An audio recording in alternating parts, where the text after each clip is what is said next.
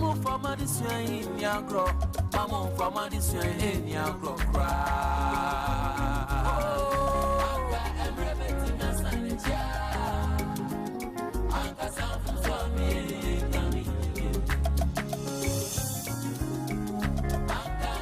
Me sadi me friend oja basem na bia na wo fa na nyom chansa sama ewo mu no e kasapa mpo esense ya chorode ato anope ma yemfa na asepiesie ema kase bode mufo no se wono be ye Ghana today se de Ghana te ne Nemo ma remfio se ni nyina ye kan no live wo Facebook no so Sompa Kakra no so 106.5 live any Facebook no Sompa Accra 106.5 now the live so unya boy no no wa ba beka ho live ya no wa subscribe na fe wa follow bo hu se bibia ye no notification ba no beka kire se bibi se yesi ndi sabre rich bit my said ye nam so dwumadi no Sompa Rhapsody na ansana wombe ya akoma no aye adwene no ho adwuma no na no efie ya na ye bo wo so e kire wo se fie da no ene ne memene da no ewo endpoint homeopathic clinic ye hweni paduane firi sura ba besi fom titru ni mema ye de amamo Father's Day na enhwemono nso doctor ye bi ewi ese nyese kwase da wo mo kwa asore kura nka na yeso mo saba ene ma shamanfo ho nyame ampata wonkwa na nyame de ama no wonni nwie wanwie nso a wokwa obebusaw de enti a wanwie na wode endpoint yaba se wo de wonom ma waduro nsa ma wakwankyere nka ho na yade na amfo ankwa abra a obere nso ye wo se ma ankọ ho enti wa ma owo de ne nsa aka ene wo nkọ heaven na nso nhyira nka nyame se doctor wo ha ide wo be ma yakwankyere ama yenya baabi papa bi ede na esi doctor akwaba apam ejoso na Dr. Dubuaten ene adwumefo awo endpoint homeopathic clinic titru ene lab technologist for no omo ho ye de nyame adom omo nyina ho ye sede ho ase ye kan no omo won kwanti sene omo won kwanso de anaje se o ade no kre ni ama so koso yi endpoint homeopathic amen sene na wo kan na me se efiada ne memene da ye twam yi dwumadie nwanwaso a endpoint homeopathic clinic ye this see ni so say ye be ye no nyame ya adom abrewa yi poma kwamu ma ni nyina no e ba so kama na ye edikan no ye de na se e be ma nyankopon amen cause o ma weather no e ko yi kama se ne ensuo esi gugu yi na ye suro ba ko na se bia ensuo betimi ase bibia sana manipa no empu ama te se de o mo bae because ensuo to ankran ha no se ne nyina enim no ensuo to aya na ye din se nipa be frifie na afre no waba yes na be a friend assessment extra no enti no ye da nyame ase se o ma no kotote na weather no eye calm kama me wie bibia kra na ansana ensuo no e sha ase se eto asede di ho no ye de be ma Dr. Dubuaten eye kwankyerefo panyin a oda yi kire nyankopon de ma no fa apomuden ho no wan fancy na fe no ode ba Ghana ma Ghana for so anya ho faso na me say ka oboye Friday na Saturday no nya kaketo apa uza me kan say nipa ba ko bia spend be 2000 cedis na eno no man fa aduane kra ye de ma omo anka ho yes because ye feedi omo ye mo aduane anopa e mo aduane awia ni nyina ka ho anafe ya chede electronic appliances so a yesade ema omo no ni nyina ho ka no ye beda Dr. Dubuaten ase pa yi na ye be stress nyankopon ento ne nkwanem na onsan hye na nemu ba bia o yi scan free bia no asede di ho ye ebekwa magana fo because Ghana fo etie ye ne nkai bo aye be ball e wo mafidi kase nso no Ghana fo etie ne yie e ma omu epu e be share endpoint homeopathic clinic ye branches ni nyina ne di titire oni omo ni ye di dwuma dada no ye clients ye patients no ye cherished clients a yensi omo form kra no ye do mase ana foforo nso a omo te ye ne nti omo ba ye se omo be hwe omo apomuden no mu nso no eno so ye do mase na de ye kan se free screening ni nyina de ye wie Ye okay. Nemum ye free scanning no ye gusua ye. What's a free scanning no different from free screening no. It is scanning it ye twa prostate no scan. Okay. Ama mema. The prostate no free. And the muda suchani free. Yeah, that's suchani free. Nemum lab obey account no. Lab no 300 cedis. Okay. Nti free screening na ye ne de obi antua ka preko lab de be etua 1000 on over no. Yes. And amoje 300. Yeah, 300 cedis pe. Wow. Emum de e man down so free screening nti na ye stress obi a bebe no. Free screening de lab bi ye bia no na free. And obi antua hwe. Yeah. Ha nemum ye toa so no de scan ne de o still na ye nya ne free. Okay. Eye mema omo prostate ene man so omo pa wo oba ne menses no emma yie no ni nyina no ye twa scan no still for free. Wow. Nemum lab no na watua 300 cedis na ye de ahwe lab no ti apam ye beda Ghana fo nyina ase na afi kra de omo se eba sa omo de eduro etwitwi omo kokko na so still na enko ebi mu kra go to the extent say omo fra omo ma omo ma ne tietie omo bo e de ma omo so obi wo ha oda ho na ne ba ejina no so na tietie na bo because ya wo na water na no odin nti wo feel say bia akwala ne tietie na bo so na ebeboa ama bibia be okay so wo yo bia wo tanya eboyawo anasa wo kokoye wo ya de bia no complaining ne mekukuo ene mekukuo ene mebuo ene tawaso na tie adesua ya ye ba besua bi na remedy ba ubenya mu ayaresa wo ye bema ana oba na afi wanya broken heart pen kwam wo ye bema no oba na afi no obi ate wakoma pen anasa obi guso te wakoma was a would see at the okay, because Ubenya wayarish anasa ewum we bema if ye pressure eda wo so adwuma pressure eda wo so bema wo di akoniaba okọ na oba na fe no de bia no complain say wo bo eye wo ya wan hwe yi na nye eboya wo tra kwa keke na eye yare a ebeje wo nkwa de afiri unsam because na nsayimu na pam yete se ababawa lawyer niba okumase se bi wahwere ne nkwa because say Ghana go last minute o jubilate over excitement na just say na nia gia broso na eno no akwakofa heart attack e de abre no na heart attack nso we ba e bedi kan bo kokko be ma kokko e be ye wo ya okay no ye nua ba no bia na ote se ne bo eye ne ya na wampe anhwe ho asem anka nti de ekọ trigger heart attack no eye the jubilation excitement ani die mboroso a e ba ye no na afi na kofa sa how na ba to de wo no wani age wo fi say bibia asia ma de ani die na eba na nso na ekowie awreho okay obi sukra ho a na asem bi ato no na afi no awreho a o di no the grief na say obi kra ho a ye ka se bi kire no shock yes ne ya ka asem bi ache na ye mo hye no prekope na afi no yensom ye de ne bedru hospital yes wanya heart attack na wa free mu na ne nyina no ehase with a chest pain ne bo a na ye ne ya a wampe ho asem anka apam ye bo ho no wo be hwa eye your friend chest cavity nti ye bo no e free ya battery benkum no de besi ya battery nifa eno no e na eye the borders of ye bo na e fire rib ye mfe ne ye mfe e besi no katanimu bi kata no exactly e na ba soro nso a e besi ye komu na afi no abesi ye yefono ano no ho no ene ye bo ye chest no na ye chest no chest cavity no niema ewo mu organs ahodo bebre ye wo ho ye di kan yakoma no ho ene wo nti wakoma sa wo de wonsa eto wonofo left na se kakra na wote sa wakoma na ebo ho pa ho na akoma ne hye yes nti obi a wotie mi bia wo de wonsa ko left side ho wonofo ho no left no wo de to ase kakra bi na utia wo bete sa wakoma no ebo oba nso kra sa na ne de oba nso sa na te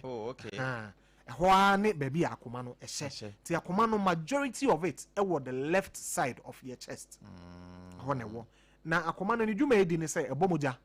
akọ nipadua ne mu nyina because nipadua ne hia moja se moja anko nipadua ne mu a nipadua na bewu nti akoma no dwuma edi no eho hia pa na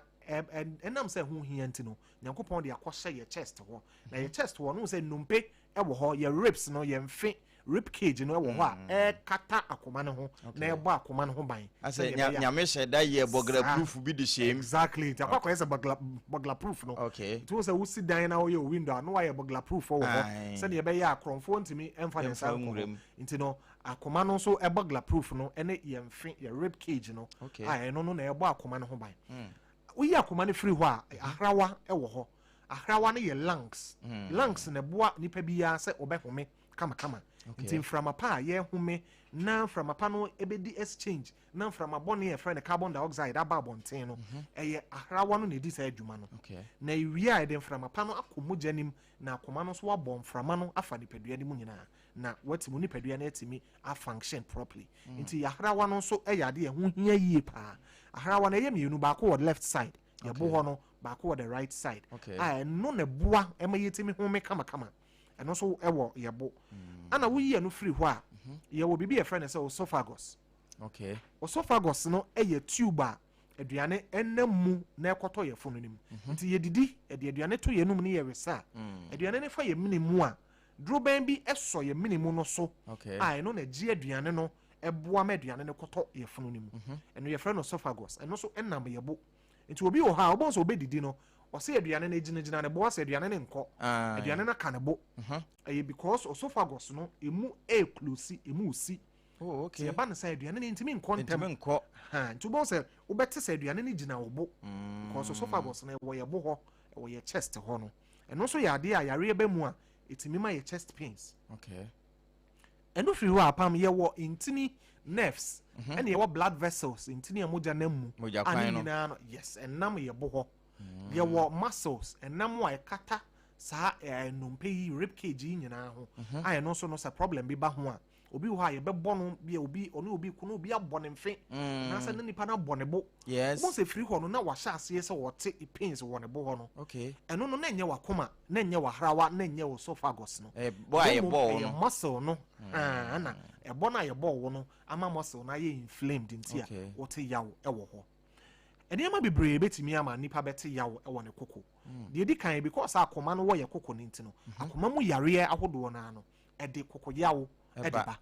into obi a wo akoma mu yare any of the heart conditions titru de di kan e heart attack na heart attack e be start yapam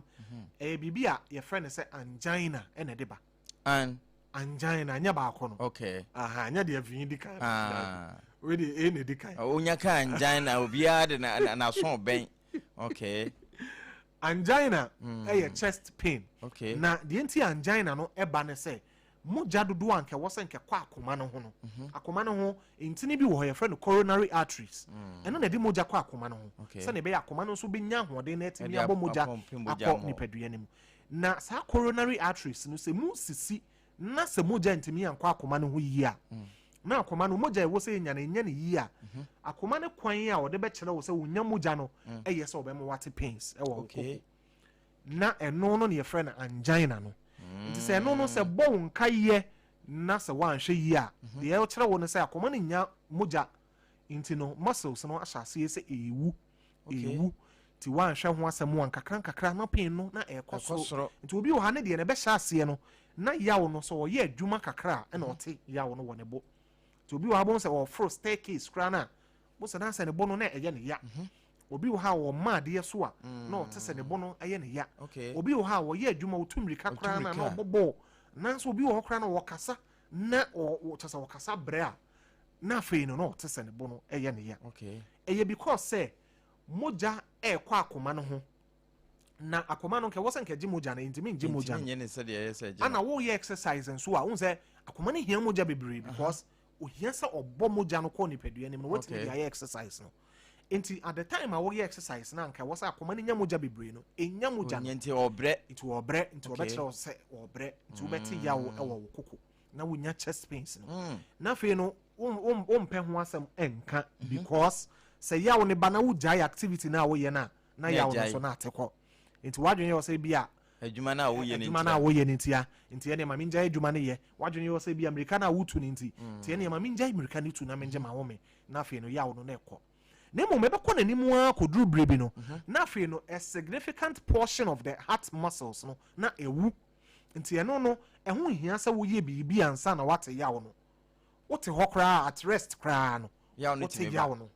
because at that time na koma no enya moja no because muscles no dodo na ewu ti edidi na kwa akiri dim saa pepepe okay ti eno de wote hɔ koraa at any point in time obi wɔ a wada no koraa no na ne koko ɛyɛ ne ya ti eno saa no wanhwɛ yi na preko pɛ no akɔfa heart attack ɛde aba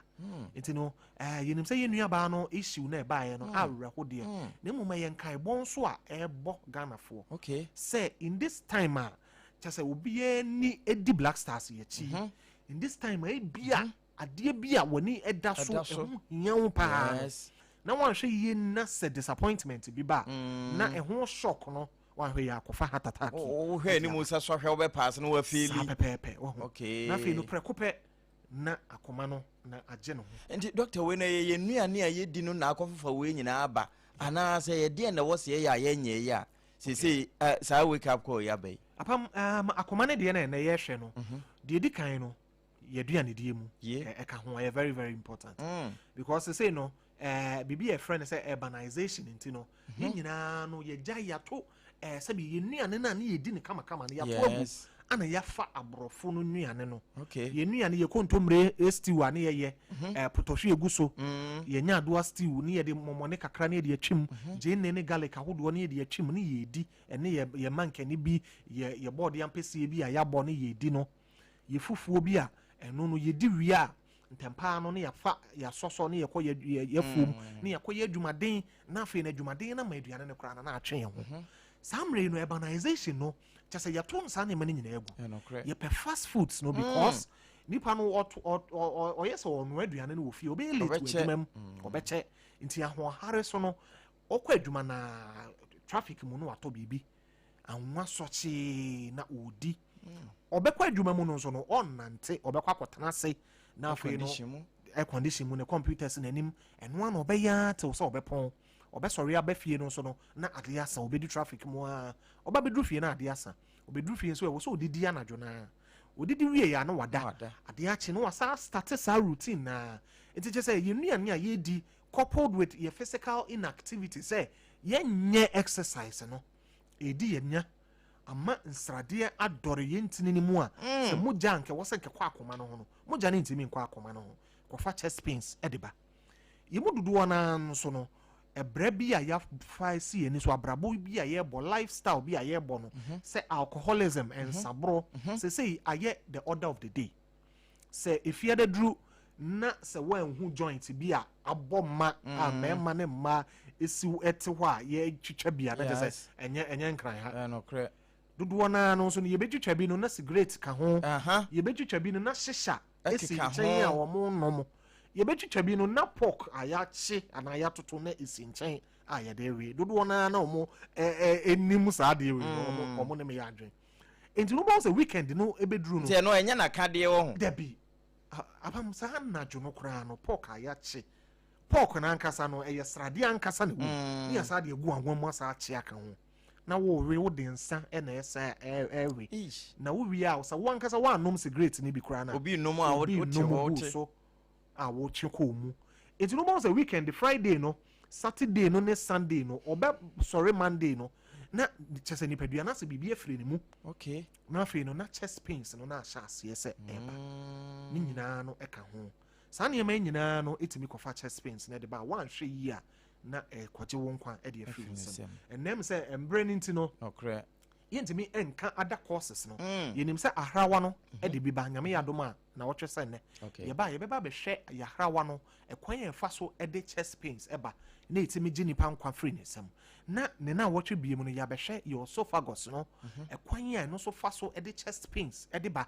ye wi an ye de ye muscles ne ye nerves no e de no e de wi the chest pain no ye chichem na fe ya kire mu ama Ghana fo bi ehu se ekwan ye kura na chest pain ne fa so ba ne kwan a e ba wo be fa so na de abɔ ho ban ne nyina no nyame e ya doma ye be hwe apa main point homeopathic clinic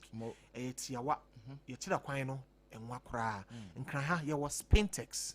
shell signboard Spintex shell signboard baby a free baby ya no o de fa Spintex car se nkran Accra Kantamanto na wo free ba o se circle so no wa bedru se kaneshi baby a wo free baby ya no also pes Spintex car nya na kra catch a driver na so be see shell signboard or the obeba endpoint homeopathic clinic afi tema community 22 ko wana so endpoint homeopathic clinic wo ho ti afi nya tema communities ahodo no nyina no ene dodo wa mo free ahyama no nyina no for wani che community 22 ana afi tachiman endpoint homeopathic clinic ye wo hensa afi takura den so no ubenya ye e wa anaji estate kumase ye wo kronoma bohia endpoint homeopathic clinic Fred Dr. Dubuatin sisia fa number yi sa wo paper e wo nchen a fa pen ka ho natural number yi sa wo phone so ne kura wa bo number no egu phone so ne serious Dr. Dubuatin endpoint homeopathic clinic e bia na wo hia ye sisia e bia na da chibi de hia demo no na wa frɛ number no yare ye ka na say e ye inevitable wo ye de ya yare e beba enti no se wo wo oyaresafo en number wo phone so a save na fe no de hia dem wa frɛ number no e ye 0244 86 70 68 0244 86 70 68 ana 0274 23 43 21 0274 23 43 21 yeguso a ye free scanning no yare bia so a ewodin bia no yenim se wo de ba endpoint homeopathic clinic se na tie bia no nsan fa wo yare enkofie apam medase ya menchira doctor na wo de enchia ama Dr. Dubuate ne adwumafo ni nyina se ma wo mo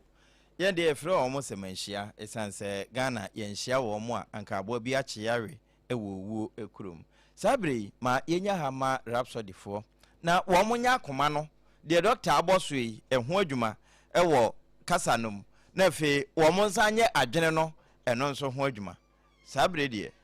yenko azani na la sulalai oche ma sase ma metonye 90.0 enkofo fie mu atena tuo minya baby from tinto bikonko bi manja ti se ade untie mafutu se wi aka everybody na sanachia aka everybody na sanachia rasani mamba wa untie mafutu se wi emra ye ni kaso aka mafamu nyansapa aka mafamu mwanji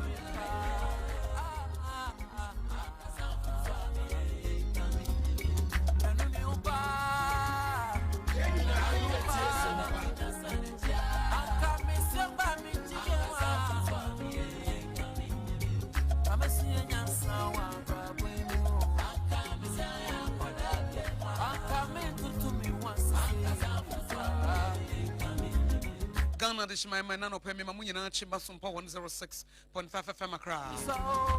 Ebron so see the Sompa Rhapsody dwumade no brem so de yetena se free dwada ekosi fiada no pa no wotwe ekosi no pa no ndu no. Ebron so see ye pa brabo ni mndie na ye de ebobra. Ene Sompa Rhapsody topic eda paso no ebeboa wankasa. Ene ye boewura ye relationship mu anopa yi. Niya ye ya warre ni ye nkita hodie ho adwuma. Ena wonim se woni aba Akosua Aboagye de me very passionate about marriage. It's in Sompa 106.5 FM Accra. Ye baba bedin komo. Sompa Rhapsody dwumade ahyehye for Sompa 106.5 FM Accra. Na ye de ma wo fi se wonim se Sompa ma akatua pa no. Ye will have to make impact. You will have to be profitable. And you will have to be a #1 radio station in the city. It's a drone upon station. I would see. Na wonya adwene mu tie atenka mu nim die aware mu nim die abrabo mu ne sika mu nim die na eye Sompa 106.5 FM akra na ye frɛ no Sompa Rhapsody no se wani abere se obebo branko ade a we read Hosea chapter 4 verse 6 so se nim die amemman nti wo mo yera obi a obehu ne bia na brabo ato apene na wabon wo baabi area bia ne man koye na kya se wabon e wo baabi area area bi a wotimi se wonni ahoto no wo pressure kosoro ho no why stress up e chesa sa area ne bibi wo ho a wonni mu ntia enti na pressure da wo so no enka nimdie bi wo ho anka pressure ma wo so sa onyame wa moye se meye under pressure obo die ntimi so ma po. Can you imagine? Can you imagine that if you reject knowledge, God will reject you? Onyame se sa wo punim di ono so bepo. Ei, se nyame timi punipa. Onyame se obi a wa born wo pono. Ti asem ni you, ti asem ni. Was it because you have rejected knowledge? I have also rejected you. Adia ba ko betimi ama nipa nyame apo wo ene obi a wa bon. Etimi mpese nyame ebepo me etimi I am always after knowledge. I am always after understanding. I am always after wisdom.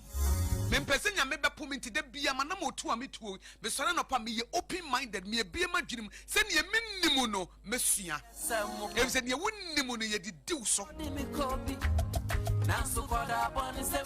eti ena me dia ware mu nim dia bra wa no pai e se die ntia woni wukunu ne wo yere te ado anwoma so ne se wa bon e wa ware mu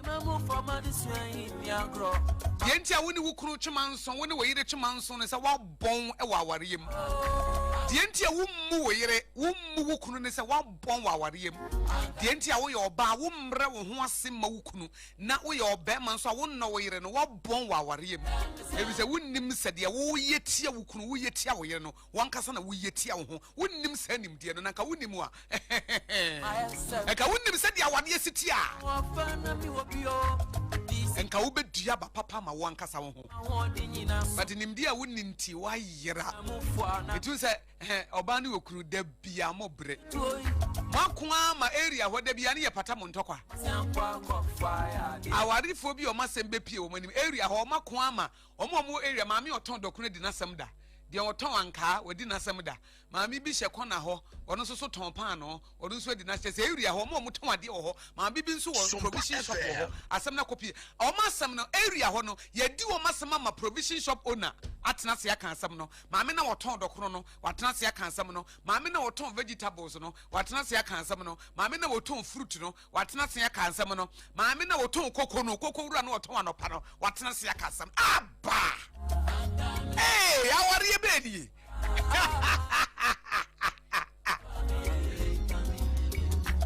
Baby, how are you?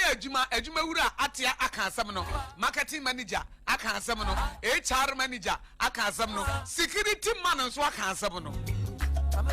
Ma bon dodo, ma bon. Nipa mienu mo se mo nante abobra. Hade mo ye mo ho. Mo gum ho anim asesa te se nkwada bi. Mo gum ho anim asesa te se nkwada asa nkwada edi mpipra gro. Ma ware na ye te se nkwada edi mpipra gro. Ene se wa ware na ya ware ai se edi mpipra gro a me se wunti na me ba ya.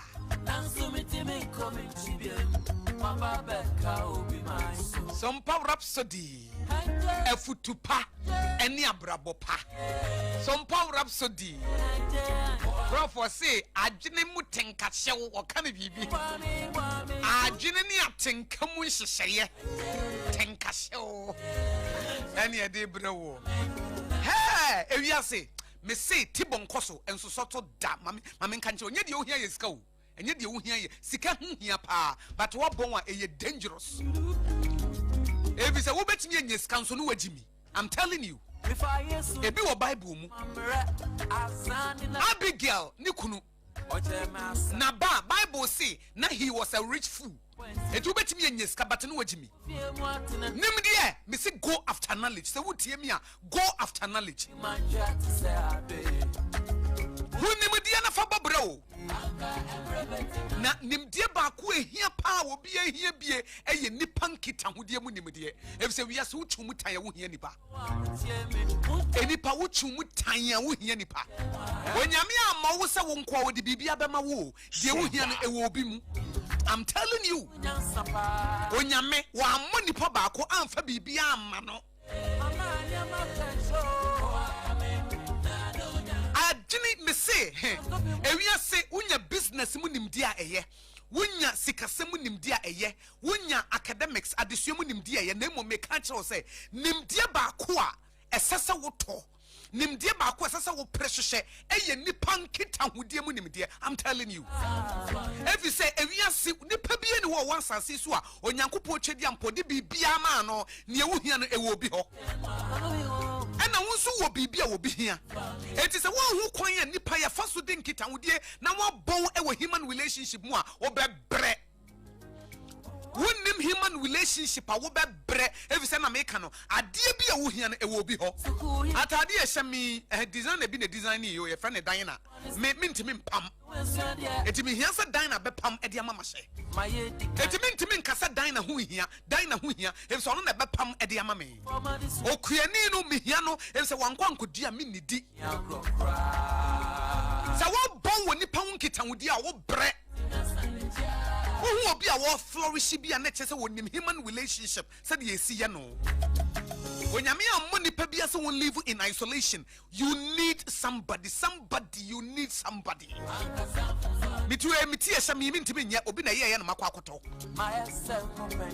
obi be adwuma obi so be hia adwuma yefo you need somebody ye wo pa adwuma ne hia de wo bi adwuma no e na de wo bi adwuma no so hia adwuma yefo etimu me no nyina you need each other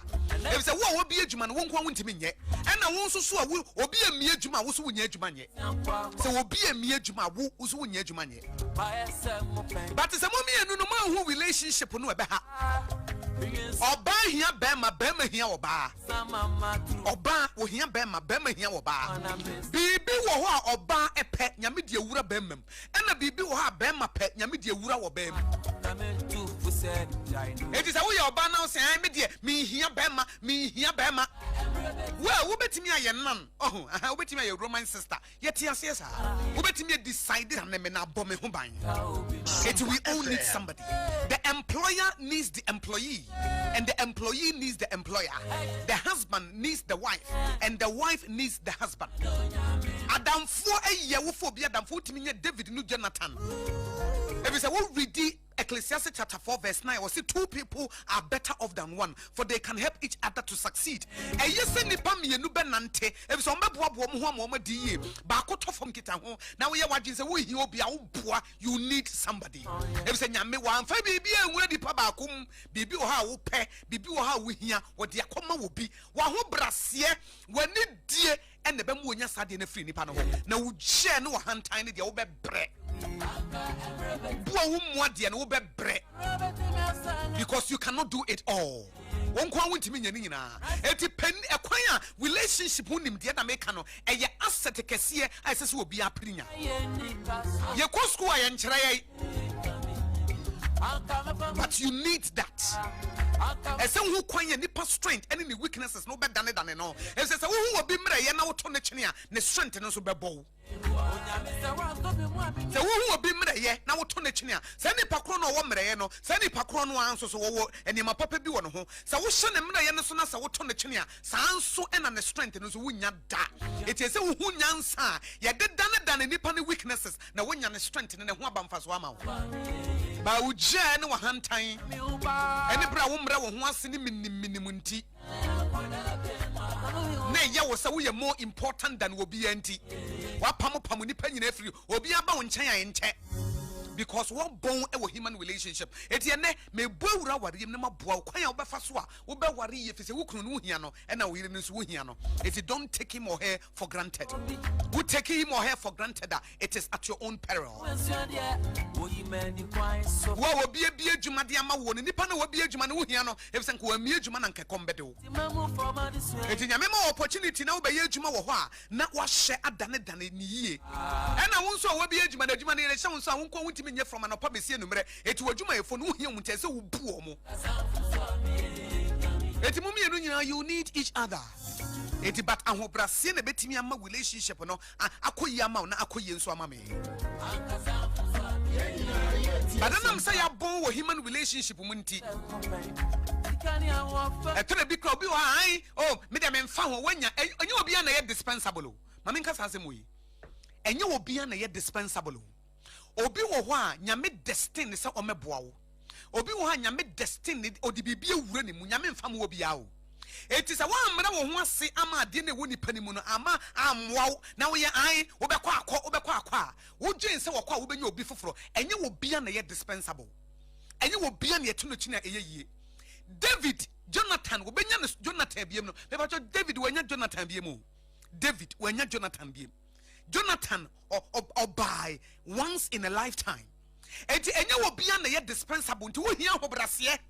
Na motimi di nkita hodie etito na bi kura nipa no waye wade se wokona wokopacha wo ba wo genti wo se wo mpacha wo tena ho ama relationship na sei wo tena ho ama adamfo na sei wo tena ho ama wade na sei wo tena ho ama wo mana sei adentia because wo se wo mra wo ho ase na wo nkopacha wo emma restoration emma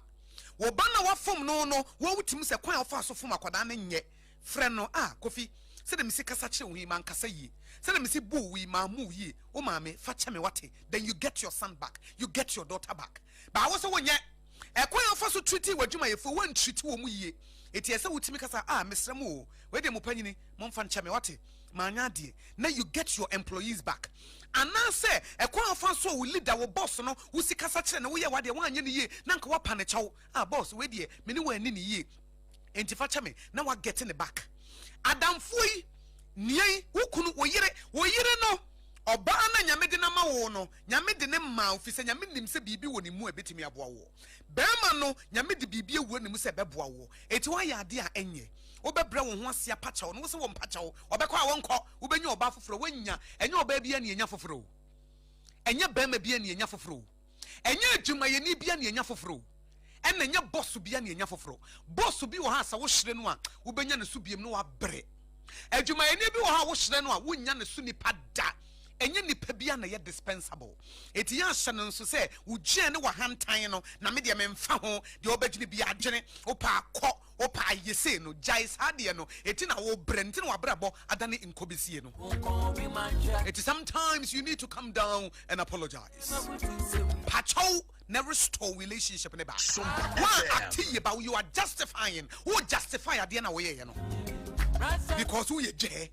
because who ego was wrong, because who pride was wrong. And you are justifying an error.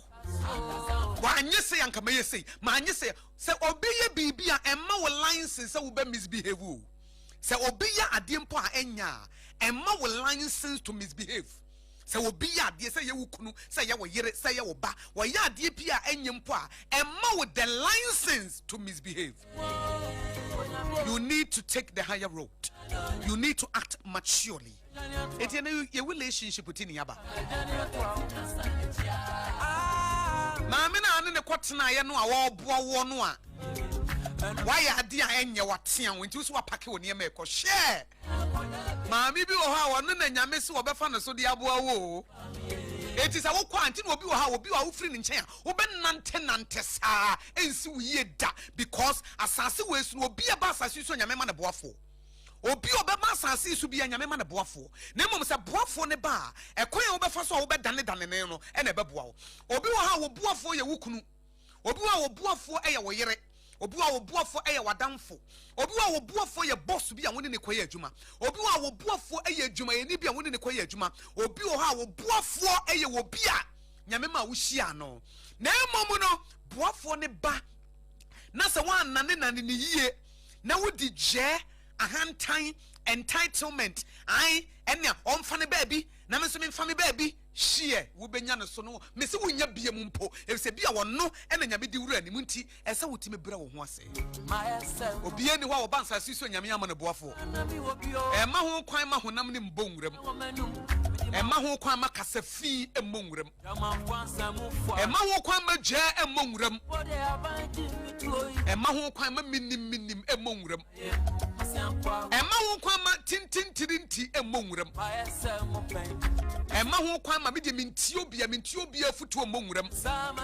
e ma ho kwan ma media minim bibia emmonwuram Emma wo kwa ma bi de obi antumi fide me pesa me ye ne no ana me ye emma ne monwura mu o enipa bi wo ho a wonya me de ne ba wo life mu a wo de ne ba so wo meboa wo ba wo gye ne wo hantan o ka so obi a ne yetimi to no twene wanya enye kunu bia na yeto no twini yo enye yire bia na yeto no twini yo won se maame do kono woto ne kunu twini ye na ne wodi adanse se wonu ne ho wanhia ne so be mada kopim so odi adane abrewa wanhia ne so be mada ejijade wo ye do wate na ade na wo ye na enye wankasa ye wani hu ne ekone kopachewo Woka se adwuma yefo nyina na yi wo madi wanya Woka se boss bia na ni gya adwuma ye wanya Obi aba sanse so nyame ma ne boafo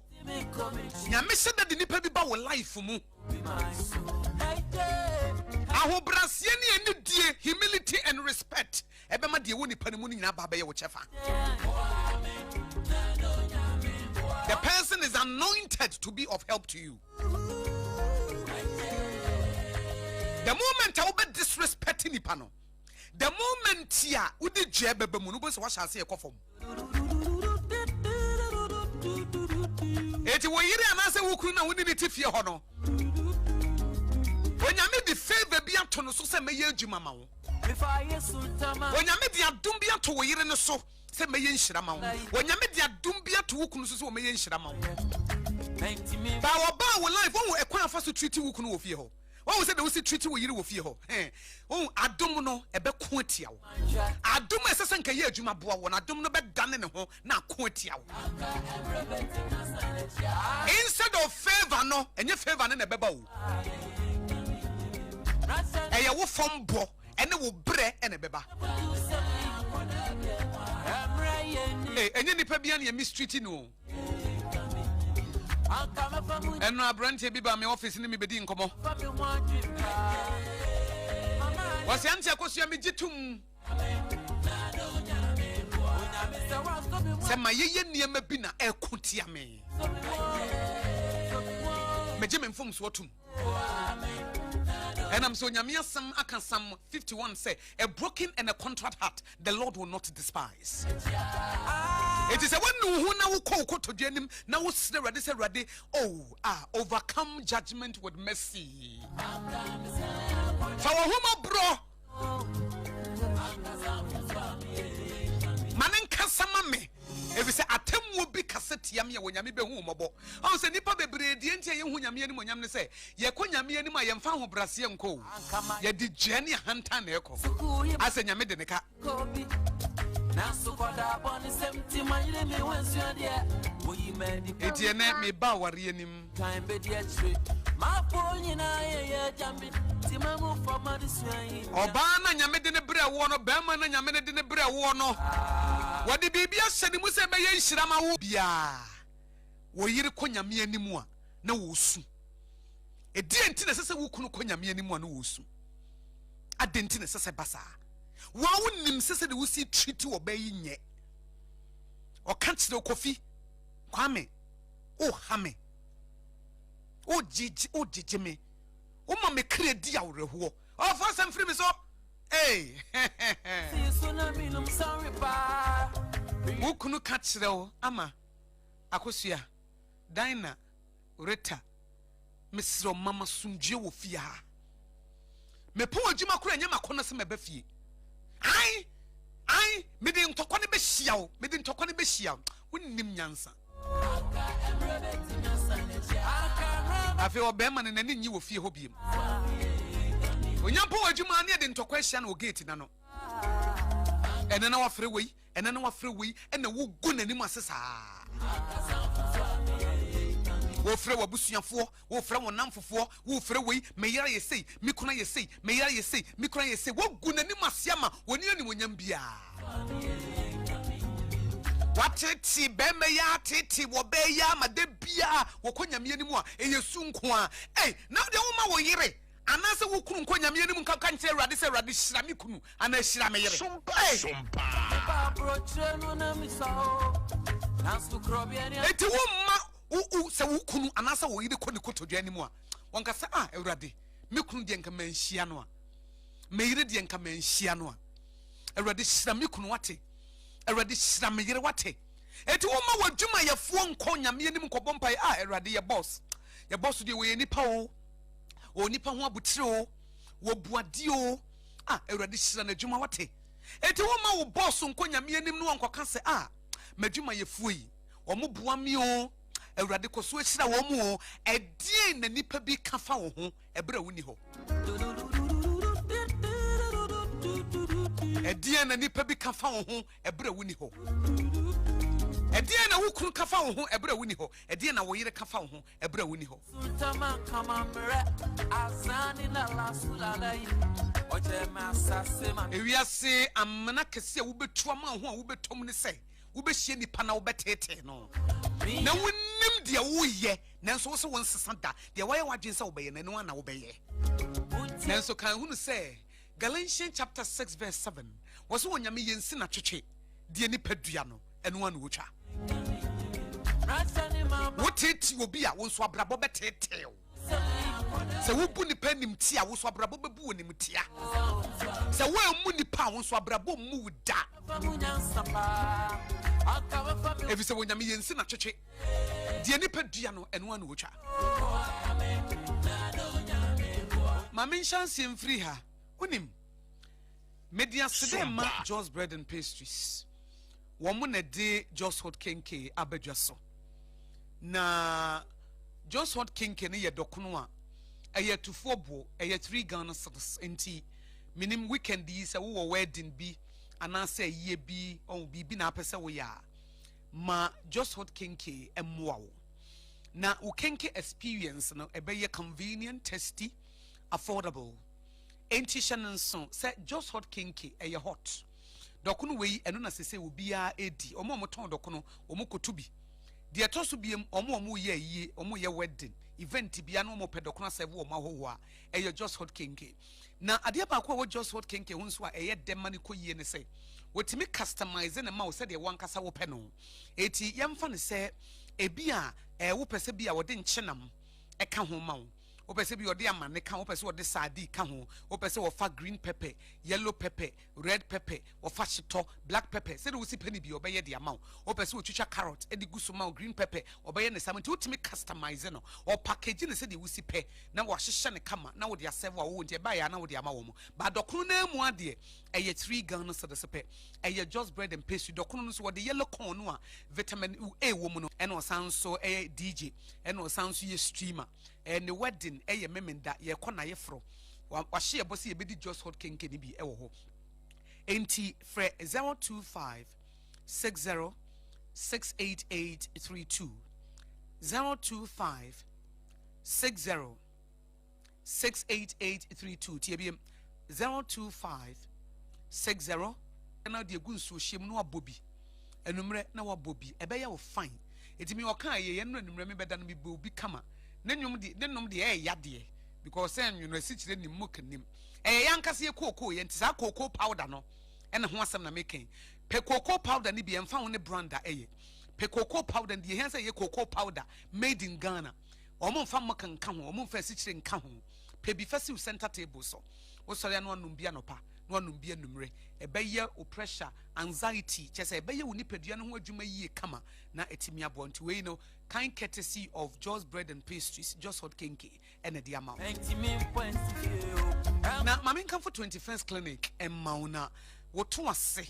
every what was entini bi fa yesisi echi efa yesrim efa yanantu aba besi na sese entini no e ho techema yare na e de ba no ye fa na sciatica One yes sciatica originator, sciatica pace setters, sciatica commandant, and a sciatica researchers no. 21st clinic. 21st clinic wa doctor for near nurse for me juma mane fe. Accra, Tantra Hill runabout and one more. What man so Roman Catholic Church no a ho and a chihono Akosua New Market. Pepsodent cavity fighter, woman so come home and made Sompa Rhapsody ebrewo. Pepsodent cavity fighter toothpaste, any edition she Menya was seeing broke Mobondi answer with the Pepsodent cavity fighter and the Chusina, the Biana Mouse see and young Dane. Pepsodent every small matters. Ghana Dental Association, Womo Ajiatum. Unilever Pepsodent cavity fighter can be in Tina, Sompa Rhapsody, Eba. Etrabia would the DNA will sim. Chichu send upon it to choose and repeat it. Me poso, Nama repeat it at the amount.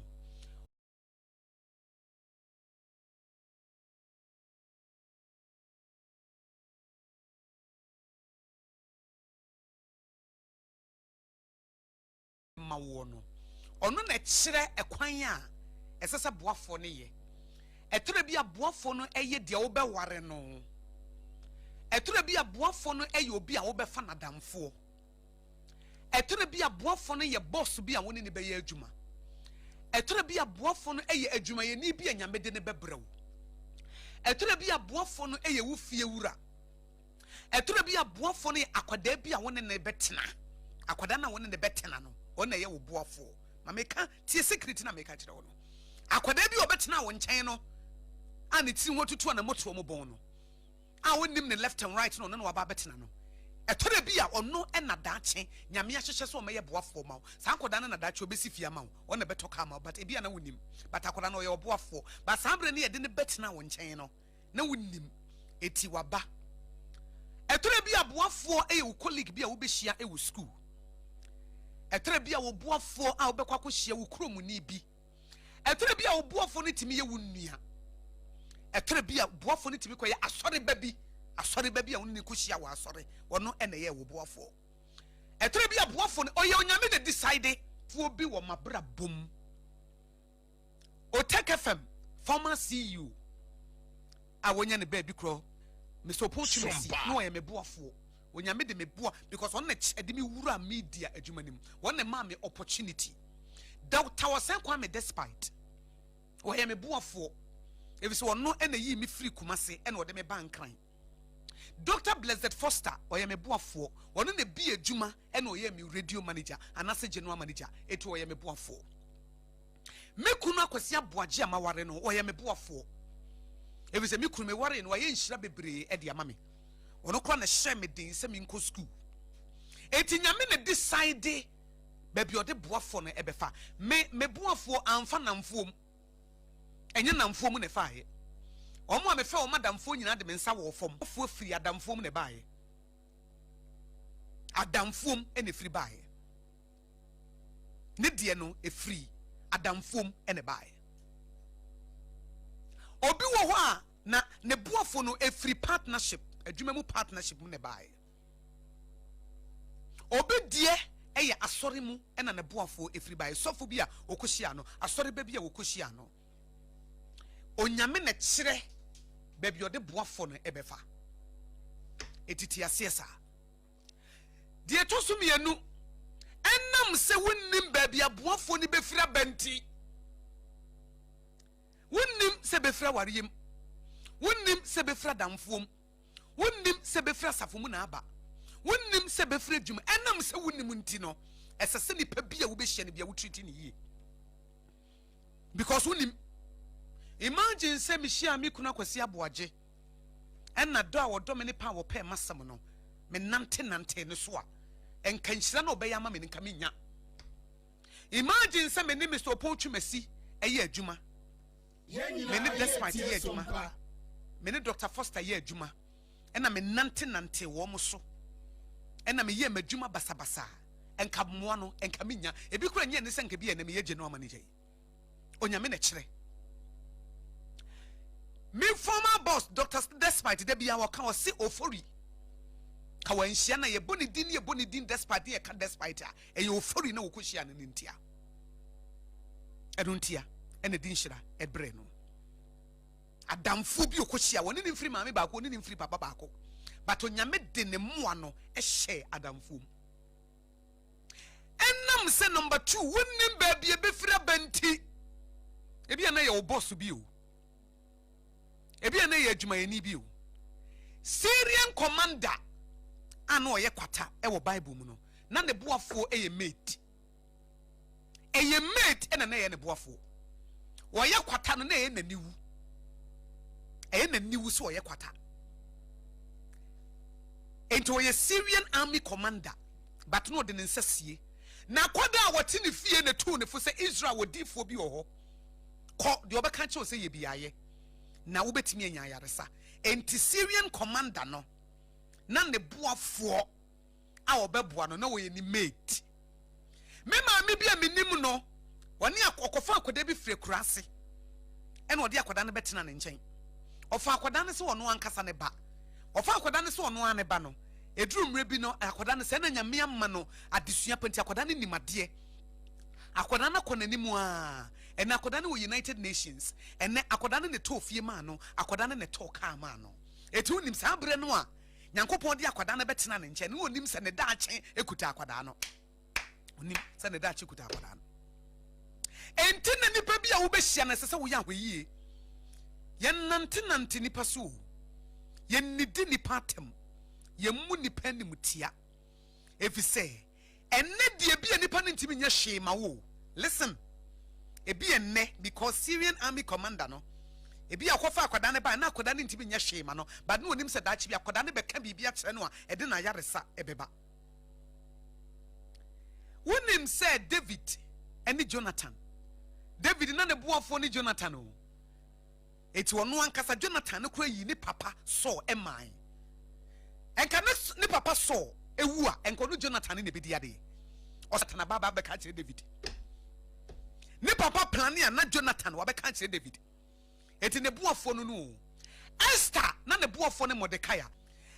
menyin ni se bia root wo sis no onim se ne boa anase ne mo be free na sew ho na aba menyin ni se na root nim se wo sis so no wo bobra no na wonim se me kwaware abusua bi mu ama daache me kunu bewu na emom me kunu maame ene be ye nhira ma me ena me giri se na wo me no no nam ho no a na Israel koma ba na wo ko mo ayi Moab asase so no menyin ni se na wonim se daache bi eye ono ankasa ne ba wo be firi mu ne yere aye fa ni root no ene be ba be wo ma no ne wonim onyame na kire de obaye oboafo ene mu amudie efira ware mu nti na me baaye daache meka mu amudie firi na mfufuom daache meka mu amudie firi mu nsewonom ho ebeba daache meka mu amudie be firi wo boss ho ebe firi wo employee ebe firi wo maid ho aba ene de mu a onyame ye wadom mo aba asase su no anya oba bia ma na ware wo wanya bema bia ma na ware wo no eye wo nti na me baaye he ma me nka asem nkire wo oba na nyame de na ma wo no wo ye oboafo bema na nyankopon de na ma wo no wo ye oboafo eno ne point number 1 number 2 onyame a kire wo kwan ye sesa wo fa so treat wo ba no wa kire wo kwan sesa wo fa so treat bema no se de be ya eniema papa e wo ni mu no nyina wo nsa beka enti onyame se wo ye bema de oba epe free wo ho de wo yire epe free wo an se do oba no onyame a kire wo onyame de bibia gu yire mu na mom wo se ekwan e fa so ade odi egu yiri mu no ebe ye nhira ma wo no se do oba no ne korokoro no ne fa ni die ma no ene ne ntena wo nte asiem ne bema ne wonya oyere no wonya adepanya nyame ni madom adom na wodi ewura oba ni mu ne baba baba ye wo chefa oba ni be hira wo oba ni kasa ewurade hira me kunu no na egu sikasem so ewurade hira me kunu no na egu mpom this ana wuti a what this ana wo ho he ma menka oba bie ni ho a wo mu ni kunu wo tumpom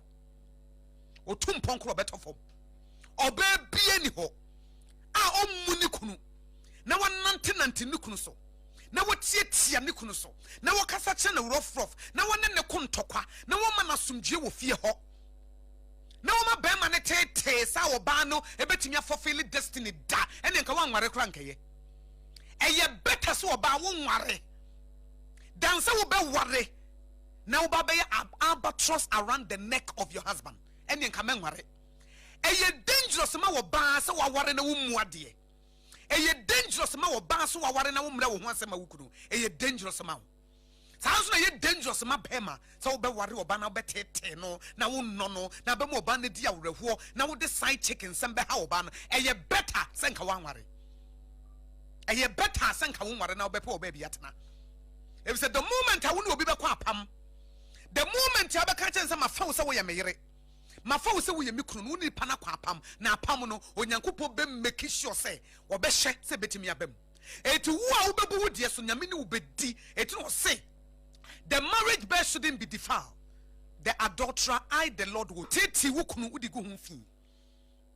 ukwa adwumam no kogu ku nani mo ase oton Sompa FM okay kan wo yire ho asem ono maame ene papa timi ka bom no obedi wo yire atem wo ma ho kwa ma wo nua ba eba wo matrimonial home no abebo wo yire. How dare you? What jini ni kwem? What jini ni kwem? Sa wo ma ho kwa wo be ma warefo wo ma ho kwa ma wo nua ba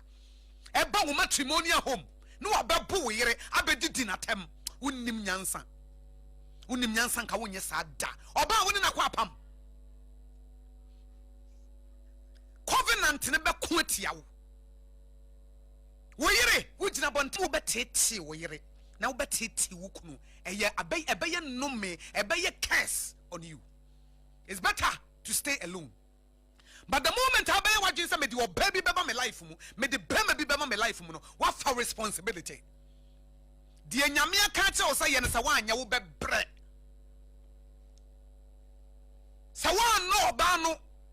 wan treat ni ye wan make sacrifices amano na de bia wo hyefie su na de bia wo tete na de bia wo di awreho de bia wo nunu ho na wonti oso opese wo poison ne ho e poison ne ma be se onyame ni ubedi sanso ana wo ye oba wo tete bema wo mana sumjie entokwa na wo buru ne nua na wo kese no na wo dome no oba mese wo kwa unye sika se de wo betofom wesi wenye skasi wukunu nti wumu no iti wunante just why bema ni mate wanya wase wo bebre ya setire mu enkoyie eye boafo bi enyame de ne fa aware so in terms of husband or wife or ba wo life mu a wamu no wamfa na anya hwe nti da wo bre no wo ye da wo betofom eti eye better wo se wotiem na ya branch wo ya babawa na pese wo ware na wonya wadwen se nipa na wode ne ba wo life no be ye ye nyankopon amfa nipa na ma wo se bese no ode nipa wo ne ma wo se be ye ye wonya ready se wo ba ye oba ne ye wonya ready se wo ba ye bema ne ye ebe ma na sumje ne anija mesraw menware nkofa no mi bia medi wachi enware na mo no bo wadwene po se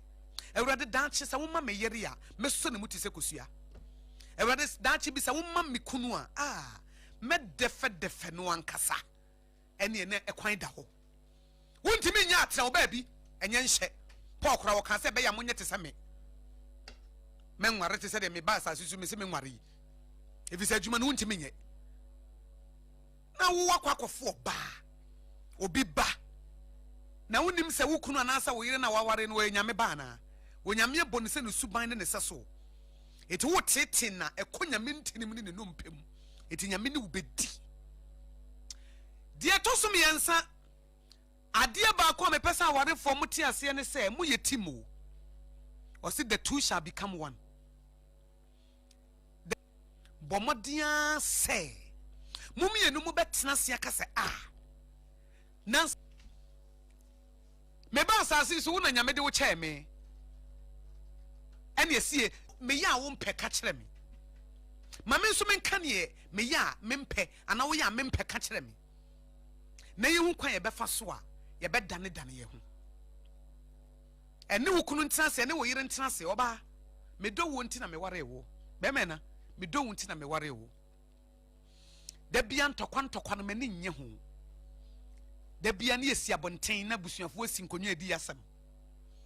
da bia area ha maami oton dokono ekan yasam di oton beko ekan yasam di oton koko eto yasam area ha di oton fruit maami no oton fruit no maami no oton vegetables no wo munyina maami no oton beans no wo munyina asem yakopi omanim maami no oton koko ne masa e wo ye nchen he ya no wo munyina di yasam no ya bre Sompa FM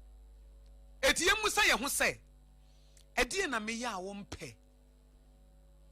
edie na mani wani nye edie na me yenso edie ni je eye busa wo kunu wate eye busa wo yere edie na me ye be ma fie ha aye wo de ebe ma me pese fie ha wo pom adwuma wo de ni je be fie na me je wa wa atu edie na wo me ho a wo mpe edie so na me ya woni beje ka kire me meye edin se de kra me try my best busa wo kunu sa question no busa wo ire sa question no wo kunu be ka kire me ba fie na wo de ntokwa ehia me me bedu fie agya me ma mentena se relax ni di wo frɛ me na mamfa na wo ye dede obɛka amoa hunu oba no so bɛka ya wo moa me wo tete me nkola ewu nso me mu wo frɛ dwuma ba ya wo fon so gina wo fon so saa na ade akye edura na jo wo ni me ni nkomo wo frɛ dwuma ba fon kuta wo saa na wo hwɛ reels ahodo na wo di nkomo wotimi nya adagye na wadamfo gina fon so edi nkomo 3 hours ba obetena me nkyɛn a wontimi kra na me ni nkomo 15 minutes kra me hu ne sɛ wonnyene me ho ade e ma mani gye ompɛ sɛ wo bɛyɛ ɔka wie na ano so woyɛ mi se pakyɛw me do fa kyɛ me wate me yɛ nipa na ano wo sesere me sikasa kyerɛ wo no man kasa yie fa me bɔ ne kyɛ me nkasa nkyerɛ wo sɛ bi kɔtena ho wo bɛwe deɛ mɛwia confirm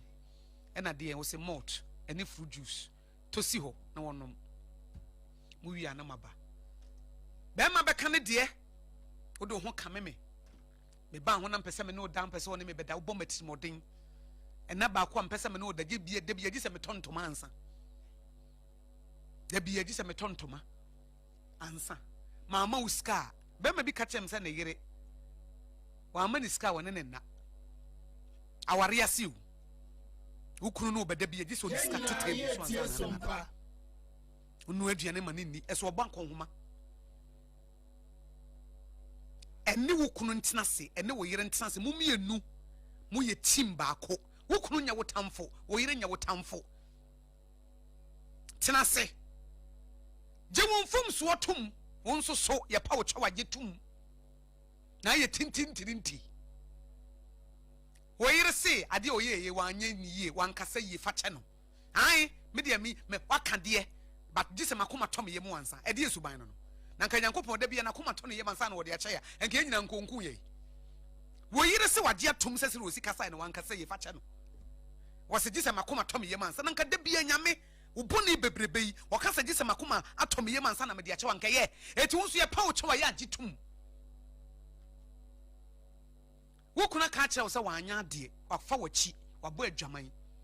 ne ne kwanse nka basa wa ye boni atia wo se de prodigal son kind ma ye boni atia wurade ene osoro ene ma ye boni atia magya oba fa kye me wate se me fa wachi me ni no kora ma wo me define marriage bed no fa kye me nya biem oba no me ni na twam me delete ne number ma block no ba bi o fa kora me mfa ho biem but oba na hu obeka ye na de me ya na me ye you are cursed me mfa ho opa e wode ni jai saa na me kan nya obi na ye dispensable enya oba bia na ye to no twene enya ba ma bia na ye to no twene papa bi o UK of friend me o se antia Akosua wonim me ja me yere enia man koyie ma me da na ntimi ansori biem nyame ma me o yere pa o nyame ma me yere papa because me yere ba me life mu na niema hyase ye ma me ena me de me hokobon namfo bone ne ye wensa ne ye chinchini ne ye fa ma ni bedru fia na me yere su na mka chen se wura wo hwa na wuntimi akọ na wore ye ne guye ena me namfofo ni nyina me ni ba bi obi akora nam pa wo ba ne chew ma anya de fa cheme fa me bone cheme eti niema me ensa na me de ma warefo wonim sɛ wɔyɛ bibia ɛdeɛ na woyɛ ma no a ɛbɛma n'ani agye ɔbaa na bɛka kyerɛ wo bɛrima na bɛka kyerɛ wo bɛrima bi wɔ hɔ a woyɛ nadeɛ na sɛ wopa ne kyɛw a ɛda na ɔpɛ sɛ wokuku ne favorite food ɛma no ɔbaa bi wɔ nso a woyɛ nadeɛ na sɛ wopa ne kyɛw a ɔpɛ sɛ wotɔ biribi kyɛ no deɛ ɛbɛma ne kra na ne kra werɛ hoe ɛbɛma ne kra no ho asisi ne ho so no yɛma no bema bi wo pene maame asem pa but ne yere wakodidi ne maame atem aye ne ya o ka kire wo se kopa ne maame kyew ne to ade koche na ye ese busian kro na akopa kopa busian na ye ma no na na ninye de to so biem busane se medo edie na wo me ho a wo mpe edie na wo me ho a wo mpe edie na me ye tete wo ka kire me se edin ma me kura me ye mafamu die na mate so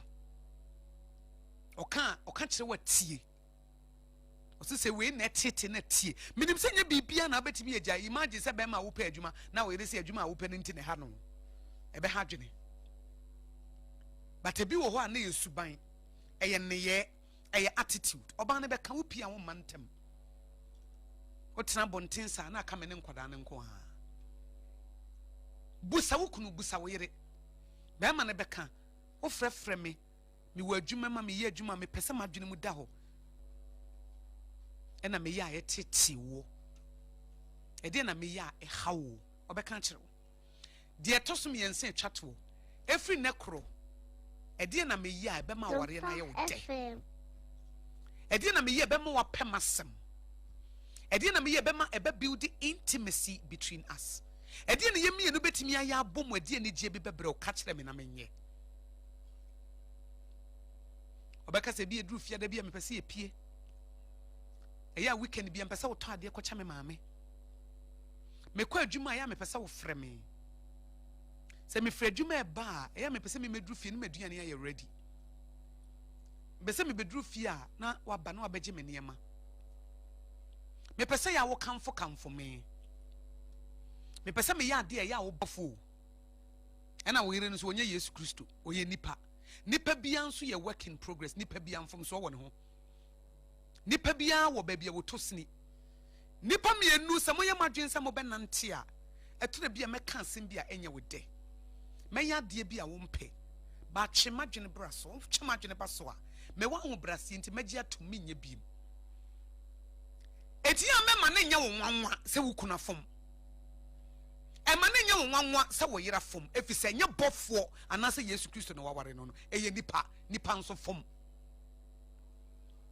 adenti na ye wo nwanwa se wo kuna fom wo adenti na ye wo nwanwa se wo yira fom wo adai wo ye nyame wonye nipa enye nipa na efom enti adenti na ye wo nwanwa e na ade me kuna ye die e na ade me ye die mo nyam fom so aba waso ade ma twintwan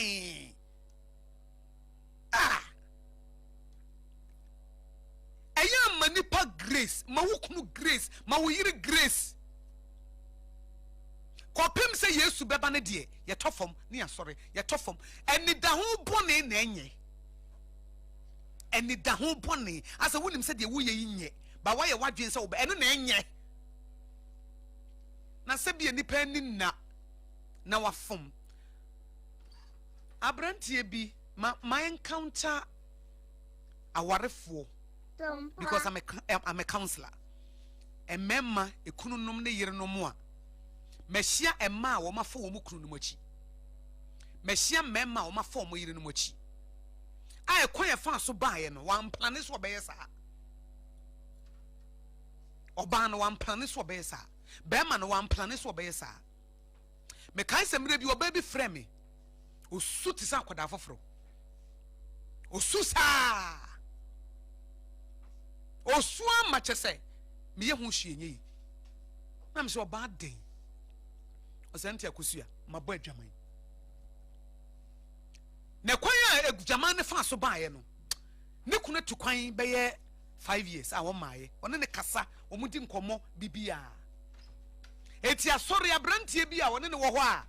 wafa na damfo wo mudi nkomo abrantie ne nim so wo kunu a wonim se ne kunu tu kwan ba se na abrantie na bɔ na dwene poso nim se oba ne ye vulnerable but oba no so amanani anna ho se oba me kunu ni ho de ene kwan se me ne bema fa adamfo ofa ne tra e na meka wo ye nipa ofa ne tra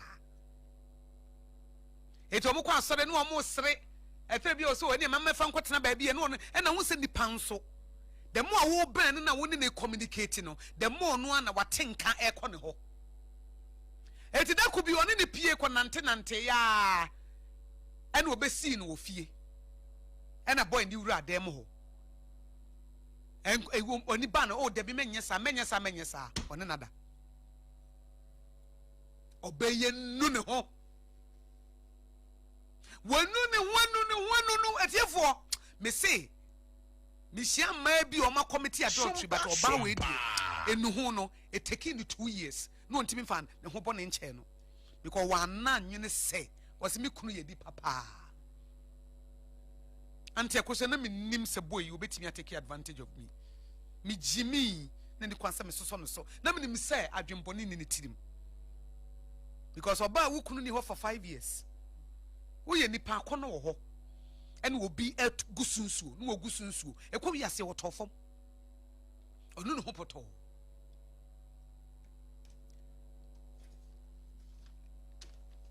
afeni kunu frɛ no a be ma ne timu se me yira sesa ontimi ne nim komo yie wo se ade na wo sumi se me bagana ti be ma ne bedru ye no oba no so ontimi unso oba bi wo ho a obetimi de asie a ommo wa mane obetimi so recover na woni watena but obi wo ho a ontimi antuko anti Akosua mebo mi kuna mane de besi bi ensi mebo mi kuna mane ofre ni kunu o se nanse me frɛ wa na wodi awerɛhɔ ye dien ya se ma ye obone aye obone na man hyada se me ye obone man hyada se me ye obone abrantie na me ni di nkɔmɔ ma fa na me nim sɛ na me ne so na kwa asɔre nti me nim titara bia wo ye nom se me ofi wo ye metena ha ti adamfo nti da ko ni me kɔtena baabi ya yi a me gitum me jimi me ho me gitum me ye mfom so me gitum to obegya me ofie ene owura adam ho ene one me dai me ntimi anhya me ho so ti maye boni atia me na me jimi ye fa kyeme me ntimi nkasa koso aware me megya ma wo so obetimi de akyeme yanka mani beji ba se wontimi mfa nkyeme na wontimi ne oba wa ye oboni kase sentina megye atum me take responsibility me jimi mfom so otum me mblemu be ma no su tie su oba esu be ma esu eche be ma ne di ne be 1 year na asem o ka kire me Santi Akosua se me yiri mpotimi nya akokoduro bo mamane no se wotimi ka kire me se bibi se na asi mamane oba ne di ni 2 years ansana ne kra esan ba ne ho so bi eno mo da so te ho etinya bua paye bone ho asem na meka eye ne ebi ejimi mu wen hunu nyansa na wo fa ne matara ne kosiye na minim ba ma bi nso asa woni ne office colleague oba bi nso dai oye ba ma warefo nya misro ni pa wan plane oba bo ne yira mane oba ne si meja ware no ekika ya ba ma ipa cho ekirei edi mfie kakra boso me beye nwotwe omo san ka bomu omo guso eware a omatimi de acheche omo ho ba be ma ne wanye bim be ma ne sade ne ma na ni da ho be ma ne sade ne ma ni hunu nyansa minimum baby nso a oye virgin a wa hia be ma bi onu ni date omo nyine go through counseling akola no wo university wo ye na masters be ma nim omo di nkomo eti omo a se ebi adesua wonti bibia se a na wakono wakire nti boy ba ko na omo kono ho ekọ kire eti da ko omo ko campus omo kosua de na eyi kane adumye eti kane adumye no ena boy ni so omo hostel ho de light ho enti girl na no masua de wo girl ni innocent girl virgin o kipu no ho de ama ni future husband na wone ne wo ho so ne boy ne buy a boy ne kire na de ne safefa ne ho atiefo we breaking the virginity saa asɛm no nso bepie m'anim gan no ɛka denka no exams kora nko ntimi anyɛ ɛnyɛ boa paye bɔne na meka wo ɛyɛ deɛ sɛbie yɛyɛ nipa na adwen bɔne ne wutirim nti wonyere bɔne ma nipa na mo akɔyɛ mfom so ɛno bi na meka ɛwɔ aware mu no na sɛ ofa oba no afa bema de wo ya na wo ye kan wo si wo ntie ɛno ɛyɛ boa paye bɔne na ɛnam sɛ wo defile marriage bed no onyame betua wo soka wo sɛ the adulterer I the Lord will judge enti sɛ bia wo tɔ fam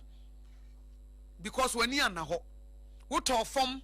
because wo fa ne matara wo tɔ fam if sɛ sabre ne wo jimi wo tɔ fam if sɛ wo anwene bɔne no etimi tu nipa basa afacha no oye nipa wanware bɔfo ene wanware Yesu Kristo basa nso amenye biem na kyɛ sampa wanu ho na repeated adultery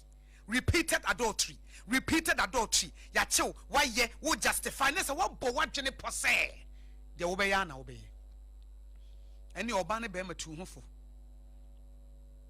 because ɛyɛ boa paye na watu ho fo enti na dia awarefo mu nti na me baaye me de tip na ma wo ma me nsan rekwapo sɛ wonim sɛ wayɛ wukuna de ya wayɛ wuria de ya memfa nhyɛ carpet na se o sɛ ebre bema eyi ne wurafi dabi panechow wonso opa wo chewa gitum saa de ne manye ne biem na ne nyame de gu ne mu se meye nhira ma wona ye wo chefa de to so biem busa ne se de na wo ye ma no a de ne gye bebre ne de nso na wo ho a enye a wo pese wo yi firi ho na momfa wo dontena asase we ye di na he nche no wa ya abrewa o enche no wa ya akokora the wife of your youth the husband of your youth recently me husband ya dampa so bon koma esresre ya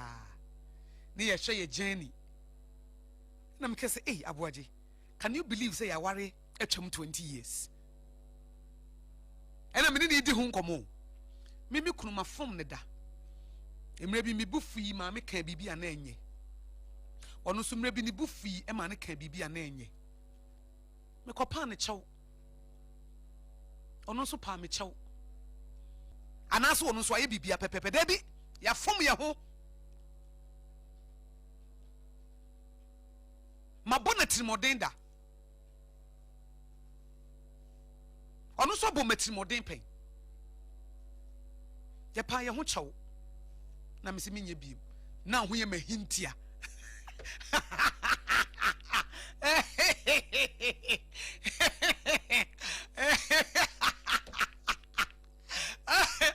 ega tell this na ho ye mahi etina na ade no ho na me se ni ho na me bonnet modern ma bonnet modern pe onu si brebi no so me so ye na hi etina no so amfi me no ye de ache ye ho meje tu mu se ma anya ade o se sade we di ashimio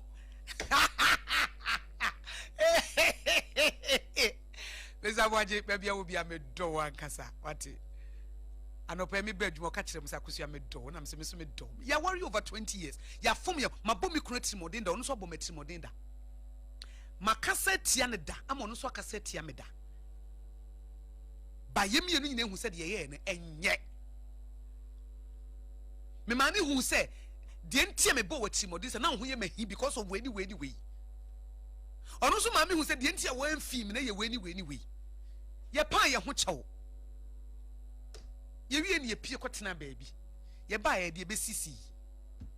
reconciliation all angle reconciliation all angle Sompa ene ye de odote ye ma nyini fe ye twins wo university omba fia no omani agye ye third born wa ha ye fourth born wa ha ye fi ya wo nkoda nnum ene ye fie te say heaven on earth as was strong hinie a esi fom ene ekoso ye fie ho but mabomi kuna trimodin pen ono so bom trimodin pen ma cassette ya ne pen ono so cassette ya me pen wa ya de ama na hye me pen me so ma ya de ama na hye ne pen ye nyina etena ase ne say how long ma anya de Paul say me ya kwada na me ye nkwada asem wana me de che me kunu so de me de ye che me ene hu ya se gentia dada asa afa ne ye hye ye ho foforo enkurare nya ko school so na nya ka ye nko ana ketwa na ba ko ofie ho de ye ne ye gyae ya gye fie ho aboso eti na me de ni da so bre wa ware ye enka be bre wo ho ase na wagye wo mfom so atum na wapacho na wo de ahyew tim se mfiri na ekro ade e be ma me kuna ni agye nko ana meye ade e be ma me yire ni agye nko ana meye me ma me kunu nkai me entete me ma me yire nkai me entete a enkanyame ni mo nyam be sane wo waware ena wonim se ase aware fo mu mienu mo ye wana musika sem kura tumpon se be ma treat ni yire yie na oba treat ni kunu yie a musika sem kura sesa be ma na dwuma ye from oba na dwuma ye from momma yare frifie ho enkora bebre yare no nyene nyina na tesa bebre na ya aware fo mu ntokwantia ena de bia na oba wei na oda hospital na ye di hyi musika efise mu esese nkabo mo kata abusua no so no mumienu esenka moti yete sa akokọ baatan na mo kata abusua no so no da bia mo ko ntokwa eti ekwan akoda mo ho ene yetoto yare ma mo enti da bia wugina hospital tunya ska na wutonuro but enka oneness enka wodo enka ho brase enka ni die ni ho nyamete ho nyamete mi fie because niema enkabo mu ne anigye nko a nyame so ba bia anigye o say God inhabit in the praises of his people ye fio me kuru to aye yinyum na me se me to aye na me man so to aye yinyum enti ho na nyame tie men kai the last time we ye die we yiri ye die ye we ye die na mo nkokora bom ne me muro ba bom no mo te ho a mo ka na mo sere nkora na nyina nya ba bia tena no wo so kunu sa wasa o yiri sa na mo ko jogging na mo ko walk edro no pona me ni mikru ko walk na fe ana ye jogia me pese me beat no so pese wo beat wo say ra me fa me huntutu wo because me mikru nim say me ye athletic pa dru we ko do as praise the Lord be I did praise the Lord who praise him mu kunto kwa sa kwan so sa kopim se mu bedru we say praise the Lord I did any praise the Lord hallelujah I did hallelujah makwa wo ka ni musa ye de ye kwa ye de ye yiu ye tonwom saa kopim se bedru asore beginning na me ma bon waware na me kunu so bon waware mu no ye kwa na ye kodru asore ye argument saa na ye de kodru asore and I'm free no amfa and na wugina he and so ye say and de na nye say ye argument saa de si asore na praise the Lord and na ye to ye ye nwom saa ye to na ase nwom saa na ye de akwa kodru na no ye kwa asore give me eti adwuma problem kura na say nye problem e ye useless and powerless cause ufie jua baby abedu bia wo dia sumdue eti so sompa akra ha so wo bowura ha sumdue nko a wo badwuma efo beka kire wo sompa o mo samtia ko se wo wura ha se peace bi eto bia na nipa bi pese o mo di confusion ba but o mo de ba na asan pam wo mo but asumdue nko a because leader no wo ya sumdue hema o ya sumdue hema meni madwuma efo nyina tie eno nche so o nyina na pema sem o but ehia me so o pema sem o pema sem ani o ehia me is none of my business me de ne say me treat you yi so o pema sem o pema sem de me de ye de me kru pema sem me ma pema sem nyame pema sem eti wo so o pema sem o pema sem o en de me de ye de me bu me de ho akonta en na ehia me wadwene de me de ye de en na ye bo ye relationship mo ye boafo ye wukunu a enne ho asem na medi ho nkomo no sa wo boafo ye wukunu sa wo boafo ye wo yere a na sa wanso ne mu yie na won nante ne so a enye ni pa bia na free life ma wo besanya ne biem asase wo esu nye ni pa bia na bamprenu ti ase sa enye wo ba bia na bamprenu enye ba ma bia na bamprenu eti se nyame de ne ba wo life mu na se wan hu so sha wan sha dachi bi won kaye no na eko Enye jumayeni bia ne bamprenu. Enye boss bia ne bamprenu. Enye adamfo bia ne bamprenu. Chense wo beboa no akwada bi wa nyame de ne brɛ wo se eno taduane manini na daachi wa taduane ya mwadi. Akwada bi wo nyankopɔn de ne brɛ wo se be o metena wo nkyɛn a. Sa akwada na moto mo bon na ne tiri ho atutuo no. Akwada na ne maame ne papa ewuo no. Akwada na edi ne frɛ kurase aba no. Akwada na woni hwee no. Onyame hyɛda de akwada ne brɛ wo se enema akwada na duane ni. Mane baby na efse daachi bi akwada ne ba mu woduane adi no ma baby ma wodi uti ato but akwada ne ba ye no wan hwani ye wan mistreat na bono ase na sa pam no wa ma ne duane pa ni baby a wujare wo se wonyare ho wo ma ne da bonte man tontom we no daachi se wan sha akwada ne ye aduru bra wo hia mo a ebi na akwada na nya capacity amfa mo wa akwada bi wa wo tua ne school fees se de be ya daachi wo dam pamu no wa resenro no wobetua de amawo me ma waso atese enye adwuma ya ni bia na ye dispensable share enada wo da obi wo nyankopɔ hyeda de ne brɛ so meboa wo sa wa ma wo pride ani wo ego ankofom sa wa ma wo gia ne wo kasa fi ni bua wo muade ne wo pettiness na ankofom a na sa wo hyire sa nipa na wo nya bia bu da enye boss bia na nyame de ne bakwa wo obi wo nyankopɔn de ne ban se wo meboa wo wo me ye nhyira ma wo na sua bibi so firi ne ho sa wo mistreat no wiawia ne sika eye ne basabasa ye na dwuma basabasa enye boss bia ne bompre no nanso enye dwuma ye ni bia ne bompre no enye adamfo bia ne bompre no adamfo bi wo nyame de ne baso meboa no de yie but wontie futuo wo ye tintintirinti wonim nyansanse wo bia jimi samonko a eti da bia wo ye mistakes is our life no based on try and error kopim se bedroom rebi no na wa ye kwatere kwa ene de ebowura ware anim onyame sha so wo de ofidie de to Sompa 106.5 FM Accra. Me sorry you near the second service jumadi ne to aso second service we ye no a na ye de prem to breka se bono apa ye wi ana Sompa Delight with Abna Ruti, the best social entertainment show in the city. Na Abna Ruti yaba we ye na the best social political show Kobla Abochi aka Prof dance what was see the we ye bo jumbe one abia near the last service na to aso radio ne so this say Efram na pa first service ba be sino ye niti pen aboa bia bedo resrade adi so osua prako Sompa Accra ye unique o ye nuanum mu ye dance kra ye ti say Joseph no if you can't beat them you join them